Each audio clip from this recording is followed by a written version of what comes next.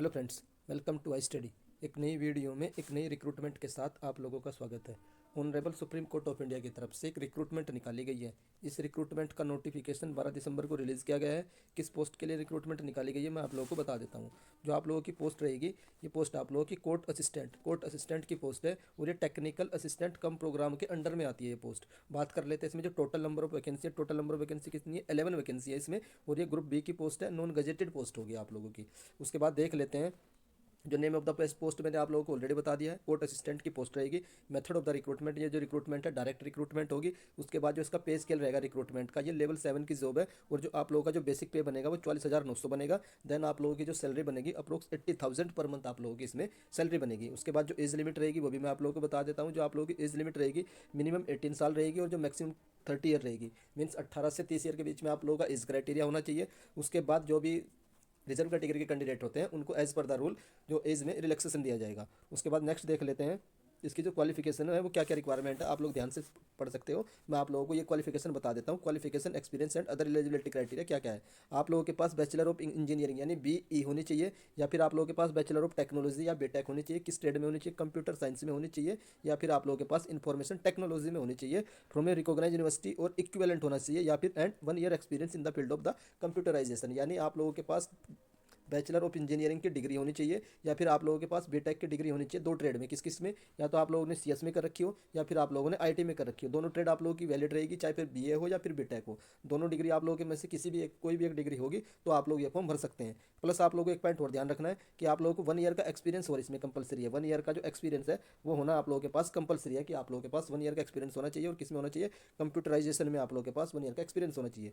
उसके बाद और में देख लेते हैं, और में भी इन लोगों ने मेंशन कर रखा है। या फिर आप लोगों के पास क्या होना चाहिए? मास्टर डिग्री होनी चाहिए इन कंप्यूटर एप्लीकेशन, यानी MCA होना चाहिए, या फिर आप लोगों के पास MSc होनी चाहिए इन कंप्यूटर साइंस में होनी चाहिए। उसके बाद या फिर आप लोग MSc के इक्विवेलेंट कोई और हो वो भी चल जाएगा। देन आप लोगों के पास 1 ईयर का experience in the field of computerisation यहाँ पर भी होना कंपलसरी है, तभी आप लोग ये फॉर्म फिल कर सकते हैं। उसके बाद नेक्स्ट देख लेते हैं। या फिर एक और क्राइटेरिया इन लोगों ने मेंशन कर रखा है, BSc इन कंप्यूटर साइंस कर रखी हो, या फिर आप लोगों ने BCA कर रखी हो in first class at least 60% marks आप लोगों के कंपलसरी होने चाहिए। उसके बाद या उसके कोई इक्विवेलेंट हो। देन 1 ईयर का experience in the field of computerisation यहाँ पर भी रिक्वायर्ड है। मीन्स आप लोगों का जो 1 ईयर का एक्सपीरियंस है इन कंप्यूटराइजेशन वो कंपलसरी होगा, तभी आप लोग ये फॉर्म भर सकते हैं। मैंने तीनों क्राइटेरिया बता दिए आप लोगों को इसके एलिजिबिलिटी क्राइटेरिया से रिलेटेड। अगर अभी भी आप लोगों का इन तीनों क्राइटेरिया से रिलेटेड कोई भी डाउट आता है तो वो आप लोग मुझे कमेंट करके पूछ सकते हैं, वो रिप्लाई मैं आप लोगों का कमेंट बॉक्स में दे दूंगा। उसके बाद नेक्स्ट देख लेते हैं। एक पॉइंट और मेंशन कर रखा है इन्होंने, degree in law from a recognised university will be preferred and considered additional qualification. Means अगर आप लोगों ने कोई भी डिग्री लॉ से रिलेटेड कर रखी है तो उसको आप लोगों को ये प्रेफरेंस देंगे और वो आप लोगों की एडिशनल क्वालिफिकेशन में काउंट की जाएगी।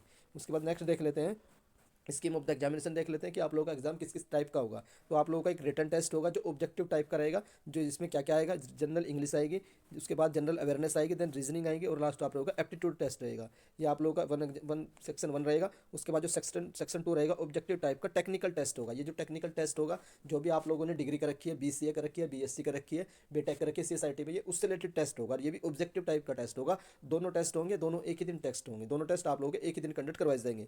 उसके बाद जो प्रैक्टिकल एप्टीट्यूड टेस्ट है और जो इंटरव्यू है, जो test number 3rd and 4th है, ये आप लोगों के after the first and two test result is clear, then आप लोगों के जो लास्ट के 2 टेस्ट है वो कंडक्ट करवाए जाएंगे। पहले आप लोगों के पहले 2 टेस्ट होंगे, उसका रिजल्ट आने के बाद ही आप लोगों के 3rd एंड 4th नंबर के टेस्ट होंगे। उसके बाद reservation as per the rule provide करवा दिया जाएगा। उसके बाद देख लेते हैं जनरल इन्फॉर्मेशन क्या क्या मेंशन कर रखी है। Candidate who fulfil the prescribed qualification, experience and eligibility condition as on 1 December 2022। जितने भी एजुकेशनल क्वालिफिकेशन रिलेटेड क्राइटेरिया है वो आप लोगों के पास 1 दिसंबर 2022 तक होने चाहिए। उसके बाद देख लेते हैं मैं अप्लाई, आप लोग कैसे अप्लाई कर सकते हैं मैं आप लोगों को बता देता हूँ। आप लोगों को ये ऑफलाइन अप्लाई करना होगा, ऑनलाइन अप्लाई आप लोग नहीं कर सकते हैं।